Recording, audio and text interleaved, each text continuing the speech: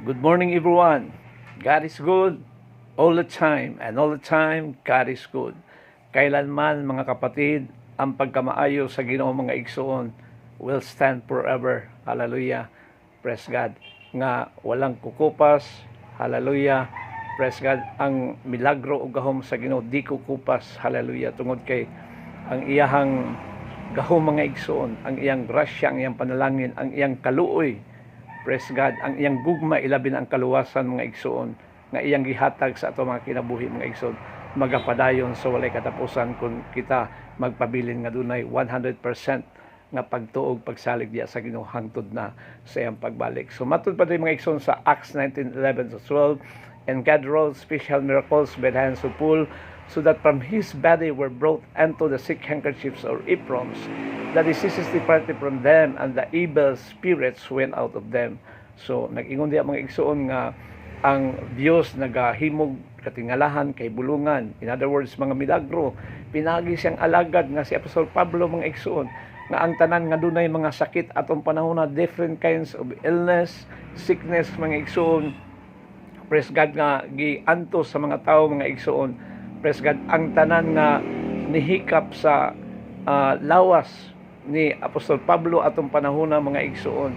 Praise God, diin si Apostol Pablo dunay dala nga mga handkerchiefs, aprons, no, mga clothing, mga sapin atong panahon na mga igsoon mao toy gigamit as an instrument, no, ingon nga instrumento sa Ginoo mga igsoon.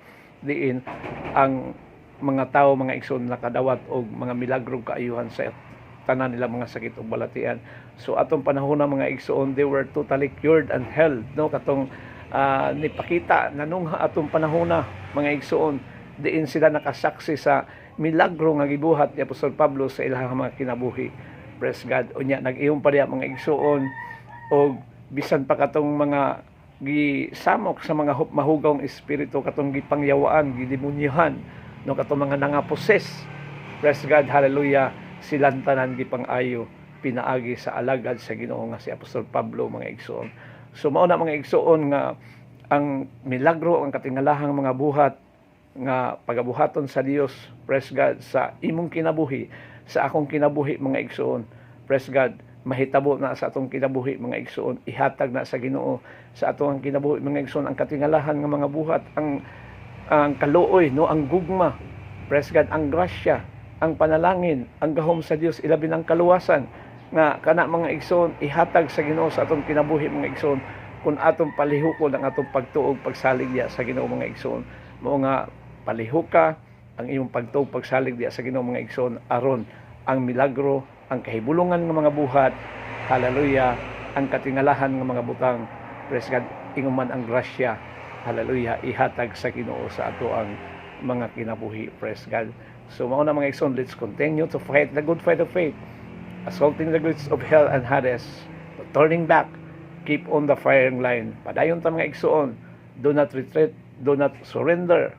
Praise God. Keep on the firing line because time is getting short. Jesus is coming soon. Keep on the firing line. Thank you so much for watching. Until next time, God bless. To God be all the glory.